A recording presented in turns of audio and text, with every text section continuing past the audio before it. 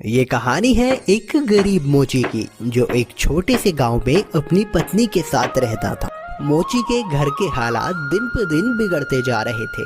घर में जो भी राशन था वो भी खत्म होता जा रहा था। ऐसे ही एक दिन मोची ने अपनी पत्नी से कहा, अब मुझे और यहाँ नहीं रहना।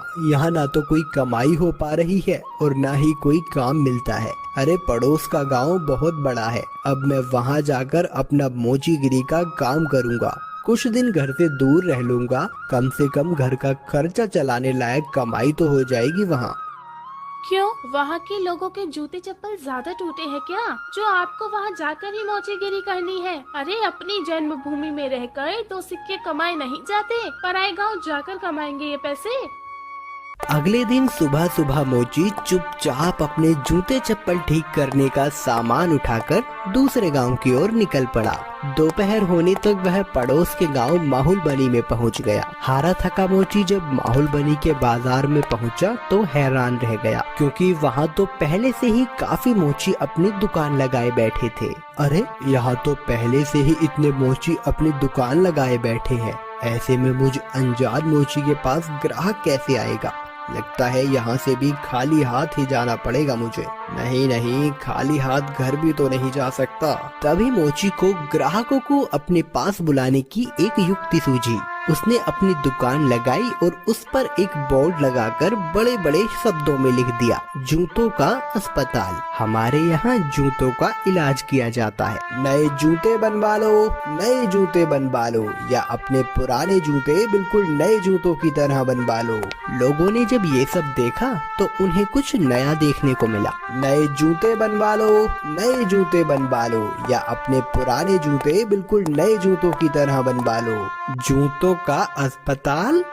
अरे भाई मोची, जरा मेरे इन जूतों का इलाज तो करो। हाँ हाँ जी सेठ जी, अभी किए देता हूँ। मोची अपने छोटे से अस्पताल पर बैठकर सेठ के जूतों का इलाज करने लगा। ये लीजिए, अब आपका जूता बिल्कुल स्वस्थ है। अरे भाई वाह, कितना हुआ इसके इलाज का खर्च? बस साहब, सिर्फ एक तांबे का सिक्का। लो ये लो। ऐसे ही दूसरा ग्राहक मोची के अस्पताल में अपने जूतों का इलाज कराने आया। मोची ने जूतों का इलाज किया, पैसे लिए और बाकी ग्राहकों का इंतजार करने लगा। आज तो मैंने बहुत पैसे कमा लिए हैं। अगर मैं ऐसे ही काम करता रहा तो बहुत पैसे जमा कर लूंगा और एक घोड़ा खरीदूंगा। उसने बहुत मेहनत से काम किया और कुछ ही दिनों में 4 सोने के सिक्के जमा कर लिए। उनमें से उसने 2 सोने के सिक्कों के बदले एक व्यापारी से एक घोड़ा खरीदा और घर लौटने का फैसला किया। अगले दिन उसने अपना सारा सामान बांधा और घर के लिए निकल पड़ा। अपने रास्ते में उसे एक घने जंगल से गुजरना पड़ा, जहां उसने डाकुओं का एक झुंड देखा। हे भगवान, ये तो डकैत लगते हैं। ये डकैत मेरा सारा पैसा ले जाएंगे और मैं एक बार फिर से गरीब बन जाऊंगा। अब मैं क्या करूं? मोची बहुत चतुर था। उसने हिम्मत नहीं हारी और उसने एक योजना बनाई। उसने एक सोने का सिक्का घोड़े के गले में बांध दिया और आगे चला। चोरों ने उसे पकड़ लिया। अरे ओ, फटाफट अपना सारा पैसा निकालो, चलो जल्दी करो। देखो, मैं एक गरीब मोची हूँ, मेरे पास इस घोड़े के सिवाय और कुछ नहीं है। कृपया मुझे जाने दो डाकू भाई। जैसे ही उसने ये सुना, घोड़ा रेका और उसके गले से वो सोने का सिक्का नीचे जमीन पे गिर गया। अच्छा मक्कार झूठे, हमसे झूठ बोलने की तेरी हिम्मत कैसे हुई? अगर तेरे पास कुछ नहीं था तो ये सोने का सिक्का तेरे पास कहाँ से आया? रुकिए रुकिए, अभी मैं आपको सब सच बताता हूँ। दरअसल ये घोड़ा सोना उत्पन्न करता है, इसी वजह से मुझे सारे पैसे मिलते हैं। ठीक है, ये घोड़ा तुझे हमें देना होगा, हम तभी तुझे यहाँ से जिंदा जाने देंगे। नहीं, बिल्कुल भी नहीं। अगर मैं इसे तुम्हें दे दूंगा तो मेरे पास कुछ भी नहीं बचेगा। चलो, हम तुम्हें इसके बदले 50 सोने के सिक्के देंगे। ठीक है, पर एक बात का ध्यान रखना कि बारी बारी से अपने साथ इस घोड़े को रखना, वरना आखिर में तुम सब पैसे के लिए लड़ते ही रह जाओगे। मोची ने घोड़ा बेच दिया और घर लौट आया। वो बहुत खुश था कि उसे सोने के सिक्के मिले थे। इस पैसे से उसने अपने ही गांव में थोड़ी सी जमीन खरीदी। इस बीच डकैत भी घोड़े को लेकर अपने अड्डे पर पहुंच गए। वहां डकैतों के सरदार ने अपने आदमियों से कहा, इस गिरोह का सरगना होने के नाते इस घोड़े को सबसे पहले मैं रखूंगा। उन सब ने अपने सरदार की बात मानी और उस रात सरदार अपने अड्डे पर उस घोड़े के साथ सोया। अगली सुबह जब वो उठा तो उसने देखा कि वहाँ अस्तबल में कुछ भी नहीं था। उसने पूरा अस्तबल सही से देखा पर उसे कुछ नहीं मिला। वो जान गया कि इस मोची ने उसे बेवकूफ बनाया है। इस बीच एक और डकैत वहाँ आया। सरदार, आपको सोना मिला? हमें भी बताइए कि कितने सोने के सिक्के घोड़े ने उत्पन्न किए। तुम खुद ही ये पता लगा लोगे जब आज रात तुम खुद ही इस घोड़े को रखोगे। सरदार ने किसी से कुछ नहीं कहा क्योंकि वह अपने आप को बेवकूफ साबित नहीं होने देना चाहता था। एक एक करके सभी डकैतों ने घोड़े को अपने साथ रखा पर उनमें से किसी को कुछ नहीं मिला। वे सब समझ गए कि उन्हें बेवकूफ बनाया गया है। उस मोची ने हमें बेवकूफ बनाया है, अब हम उसे सबक सिखाएंगे। सरदार, उसने ये साधारण सा घोड़ा हमें 50 सोने की मोहरों में बेचा है। हम उससे अपना पैसा वापस लेंगे और हमें धोखा देने की जुर्रत की सजा देंगे। हाँ चलो चलो। वे सब के सब मोची के घर की तरफ निकल पड़े। मोची अपने खेतों में काम कर रहा था। उसने सभी डकैतों को अपने घर की तरफ आते हुए देख लिया। मोची जल्दी से अपने घर में गया और अपनी पत्नी से बोला, अरे भाग्यवान, मेरी बात ध्यान से सुनो। अभी एक डकैतों का झुंड यहाँ आएगा और जब वो मेरे बारे में पूछे तब तुम उनसे कहना कि मैं खेतों में काम कर रहा हूँ। फिर हमारे कुत्ते जबरा को भेजना मुझे बुलाने के लिए। ये कहकर वो अपने घर के पीछे छुप गया। कुछ देर के बाद चोर वहाँ आ पहुँचे। वो मोची कहाँ है? बुलाओ उसे, हम उससे बात करना चाहते हैं। वो तो खेत पर गए हुए हैं। आप रुकिए, मैं अभी अपने कुत्ते को भेजती हूँ उन्हें बुलाने के लिए। जबरा, तनिक अपने मालिक के पास तो जाना और जाकर उनसे कहना कि कुछ लोग उनको बुलाने आए हैं। ये सब क्या है? क्या जबरा सचमुच तुम्हारे पति को यहाँ ले आएगा? जरूर, वो हर बात समझता है। जब वो खेत पर होते हैं और मुझे उनसे बात करनी होती है तो मैं बस जबरा को उनके पास भेज देती हूँ और जबरा मेरी बातें उन तक पहुँचा देता है। डकैत मोची की पत्नी से बात कर रहे थे तभी मोची वहाँ आ पहुँचा। ओह डकैत भाई, आप आए हैं। जबरा ने मुझे बताया कि आप मुझसे कुछ बात करना चाहते हैं। हमें तुम्हारे इस घोड़े से कुछ नहीं मिला। तुमने हमें धोखा दिया, हमसे झूठ बोला। अरे आप कैसी बात कर रहे हैं? मुझे लगता है आपको कुछ तो गलत फहमी हुई है। आज जो कुछ भी मेरे पास है सब कुछ उस घोड़े की बदौलत ही है। अच्छा चलो ठीक है, हम तुम पर एक बार और विश्वास करते हैं, पर उसके बदले तुम्हें हमें ये कुत्ता भी बेचना होगा। अरे नहीं, बिल्कुल भी नहीं, मैं इस कुत्ते को तुम्हें नहीं बेच सकता।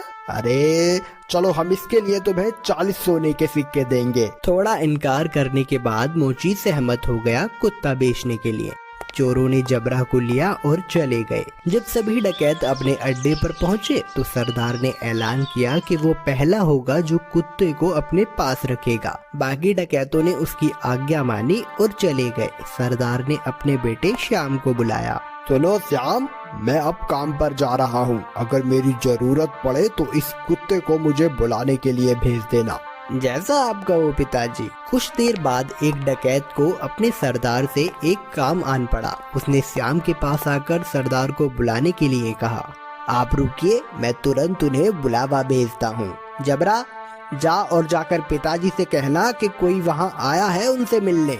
जबरा सरदार के अड्डे से भागा और बजाय सरदार के पास जाने के वो सीधा मोची के पास गया। जब सरदार घर वापस आया तब उसने देखा कि जबरा वहाँ नहीं था। वो जान गया कि जबरा जरूर अपने मालिक के पास गया होगा, तो वह अकेला फिर से मोची के घर गया। सुनो, क्या जबरा तुम्हारे पास आया हुआ है? हाँ, वो यहाँ आया है। मेरे ख्याल से उसे जरूर मेरी याद आ रही होगी। मेरी मानिए तो उसे थोड़ा सा समय दीजिए, अंत में वो आपको अपना मालिक स्वीकार करने ही लगेगा। सरदार जबरा को वापस ले गया और उसने अगले दिन उसे अपने साथी को दे दिया। जबरा सारे डकैतों के साथ एक एक करके रहा। पर वह हर दिन मोची के पास वापस लौट आता। सबने ये जान लिया कि एक बार फिर से मोची ने उनका बेवकूफ बनाया है। उन सब ने विचार विमर्श किया। इस बार हम बेवकूफ नहीं बनेंगे, मैं उस मोची को अब सबक सिखाऊंगा।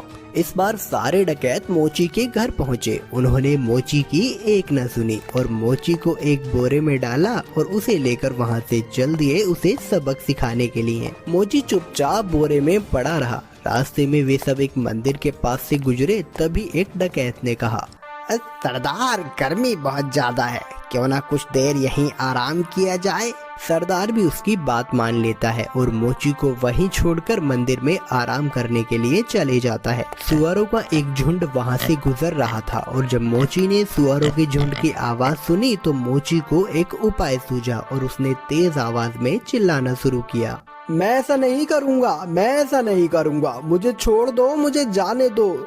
सुअरों के मालिक ने उसकी आवाज सुनी और वो उसकी ओर आया। अरे रुको रुको, क्या हुआ, तुम क्या नहीं करोगे? किसने तुम्हें इस बोरे में डाला? वो मेरी शादी जबरदस्ती जमींदार की बेटी से करवाना चाहते हैं, पर मैं शादी नहीं करवाना चाहता। क्यों भाई, क्या तुम पागल हो? अगर मैं तुम्हारी जगह होता तो मैं यकीनन उसकी लड़की से शादी करता। अगर ऐसी बात है तो आओ, मैं तुम्हें बोरे में डाल देता हूँ और तुम जाकर उसकी लड़की से शादी कर लो। सचमुच? बेशक, लेकिन पहले मुझे बाहर तो निकालो। सुअरों के मालिक ने मोची को बोरे से बाहर निकाला और खुद बोरे के अंदर घुस गया। मोची ने उसे बांध दिया और उसके सुअरों को लेकर वहां से चला गया। शाम को डकैत मंदिर से बाहर आए, बोरे को लिया और चले गए।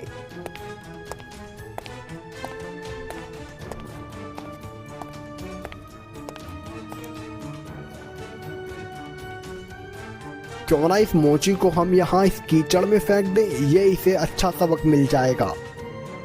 डकैतों ने उसे कीचड़ में फेंक दिया और वहां से चले गए। वापस आते हुए उन्होंने मोची को सड़क पर देखा और वो हैरान रह गए। अरे तुम यहाँ कैसे पहुँचे?